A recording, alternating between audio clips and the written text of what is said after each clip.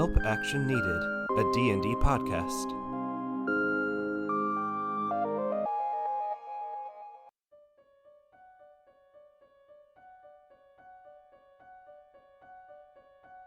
In the days after the royal wedding, many people found new ways to live their lives.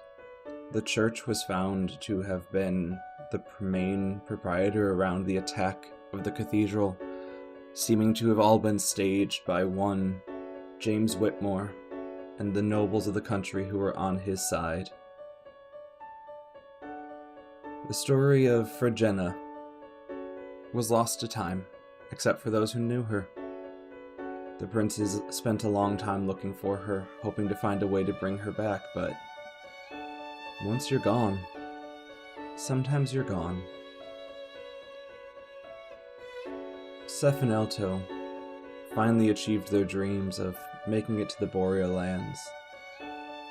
Without Gemini gone for good, their pact still stands, but they found a way to live in the way that they want to, and they're where they're at.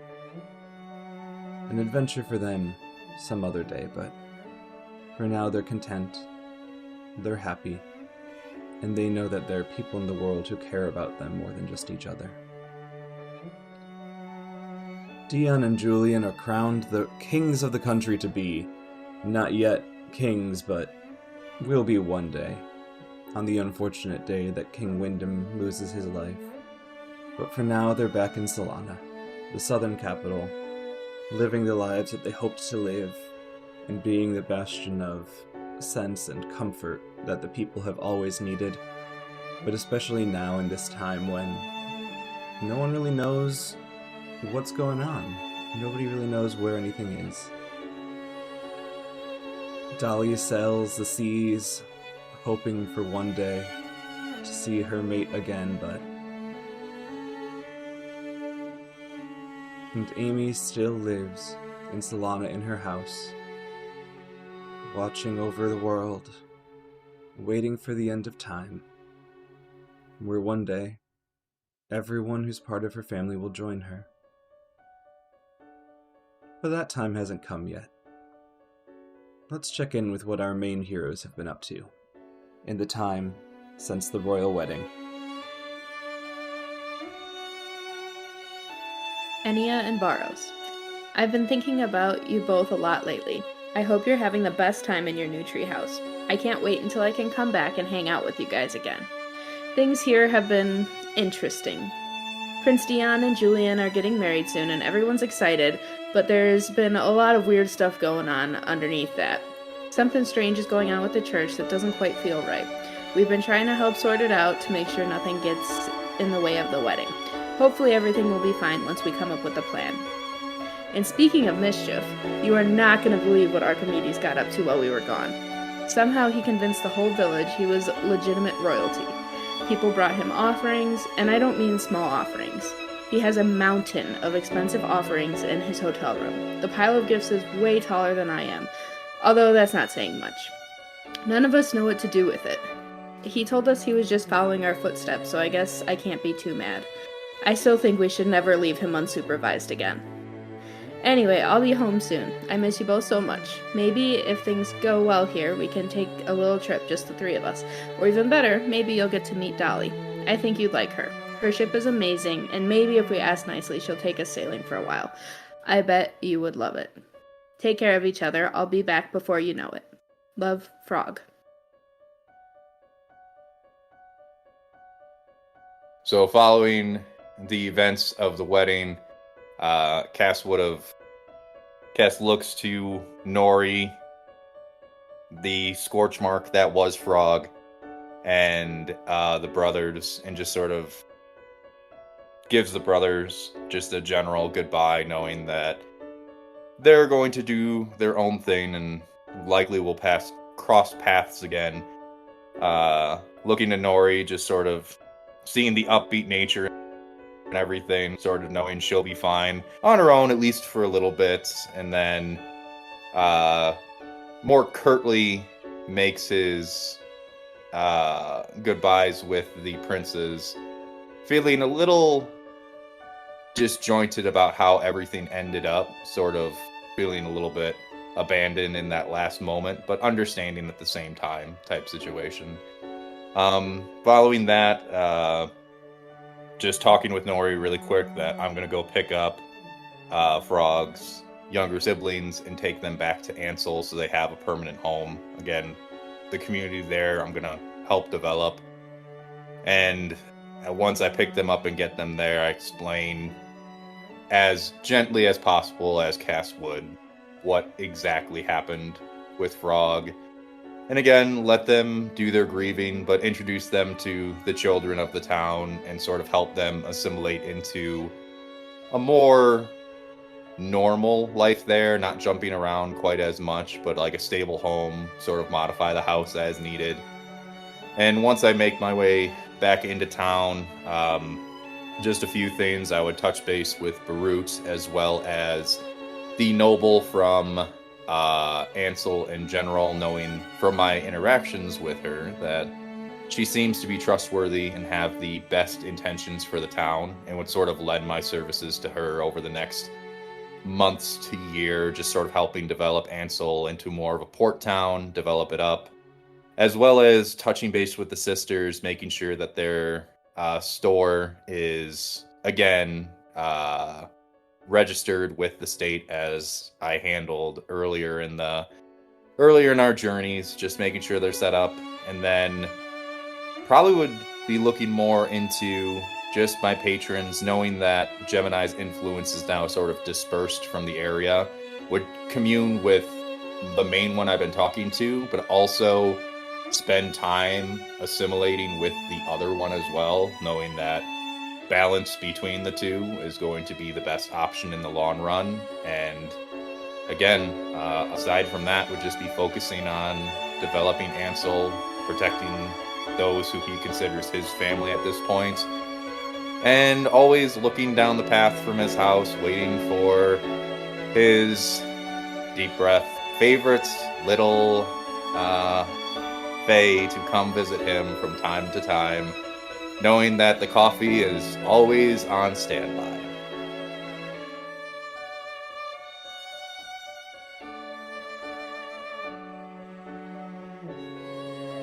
Dearest Dolly, I hope this letter finds you with the wind in your sails and salt in your hair. I miss you more than I can put into proper words. There's a calm I only find in your presence even when the world's on fire, which right now kind of feels accurate. We learned some crazy things about Julian and Dion in their upcoming wedding. Things have gotten complicated. There's a group within the church working against them, trying to ruin the ceremony and perhaps the world.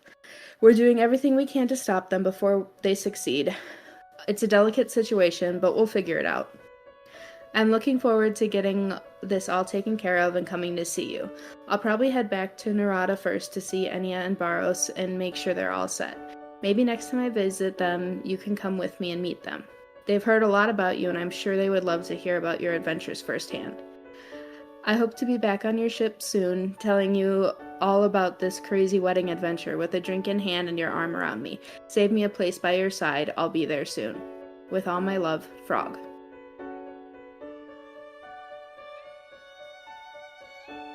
In the aftermath of the craziness that was the kingdom's wedding, Nori would have gone to Solana to check in with Dion and Julian to see if they would accept her as some type of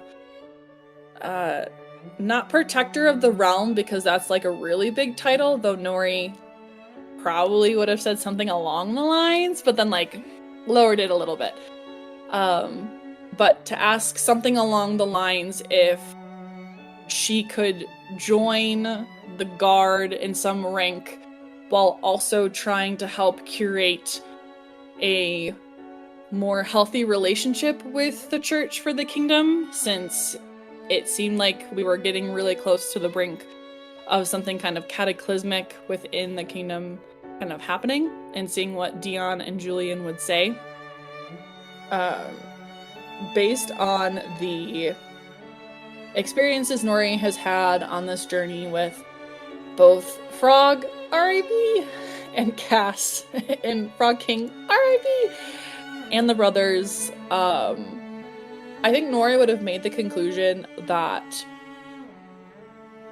humans / non-Fae are fundamentally good beings, but it's the outside influences that can make them shitty beings. And I think that it is important to bring that message back to my parents / to my little village and kind of give them my experience, and also mention to them the other things that have been happening kind of on the outside if they're not really aware of it, and trying to figure out how to also try and bridge the gap between what happened with my brother and all of those instances that occurred in the war to try and heal some old wounds, while also doing what I can for the kingdom with Julian and Dion.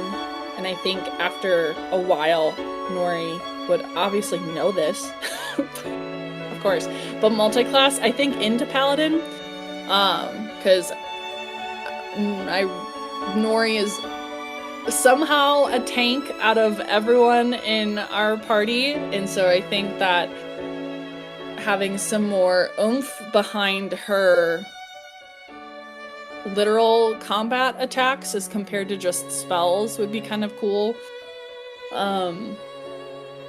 So doing what she can for the kingdom in that manner, and then over time trying to check on the brothers, especially because I know that they both really had a connection with Frog, and then doing what she can to help Cass with whatever goals he has, and assuming kind of taking care of Frog's siblings along the way.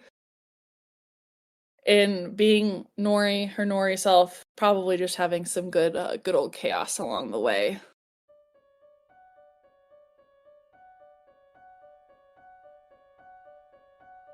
Thank you so much for joining us for this first season of Help Action Needed, a D&D podcast. It's been a wild ride getting together, forming this, finding the community, and finding our audience who supports us and continues to tell us about how much the show means to them, impacts them. So thank you. Just thank you to the audience for everything you've done in the last 2 years since the show's conception. And thank you preemptively for everything that you'll do going forward. Speaking of going forward, we will have a new series starting in 2 weeks called Down the Forest Road.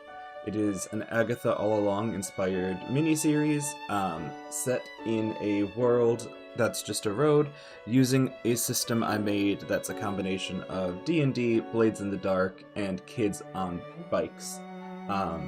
It's got a whole new cast of people, but don't worry, Season 2 of Help Action Needed, a D&D podcast is already underway and will be coming out at the start of 2026, so if you really love the adventures of Kate, Dan, and Julie, they will return after a brief intermission so that we can get some stuff edited and ready to go for all of you. And until then, I'll see you on the other side. Take care of yourselves. Goodbye.